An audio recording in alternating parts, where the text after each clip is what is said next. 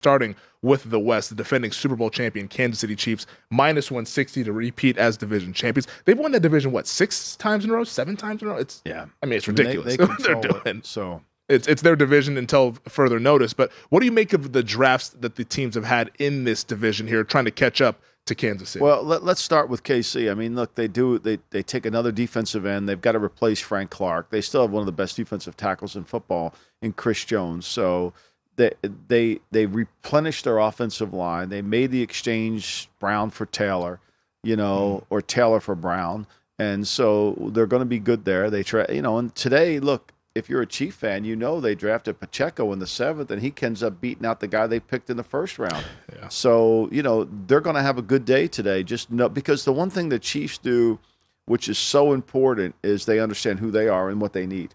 That's really one of the biggest things. It's like when I was talking to ZipRecruiter, it's like when you're recruiting talent, it's about who you are. It's not about what you're looking for. It's what we want on our team.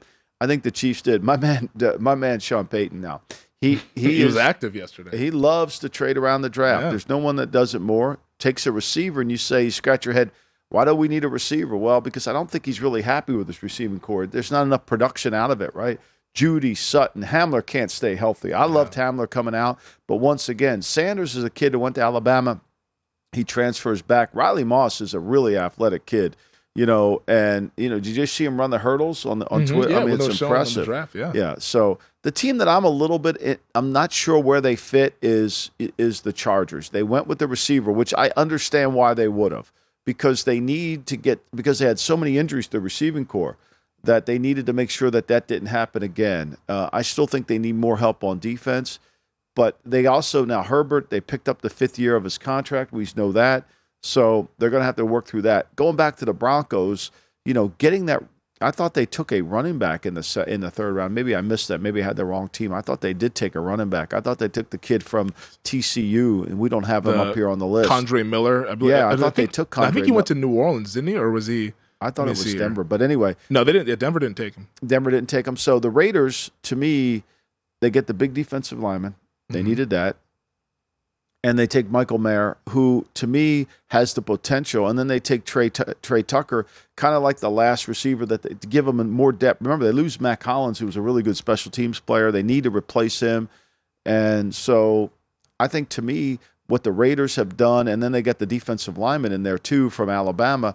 So they've had so they basically have kind of, I'm going to say satisfied their needs, but they've kind of built their team to where they can kind of get going a little bit. That tight end was huge for them because they need that. Josh McDaniels loves to use the tight end, especially one that can play on the end of the line as a Y, not necessarily just an F. And, they traded Waller for a 3rd-round pick, so they get Meyer to come in there, and hopefully they can get him back to the 01 year.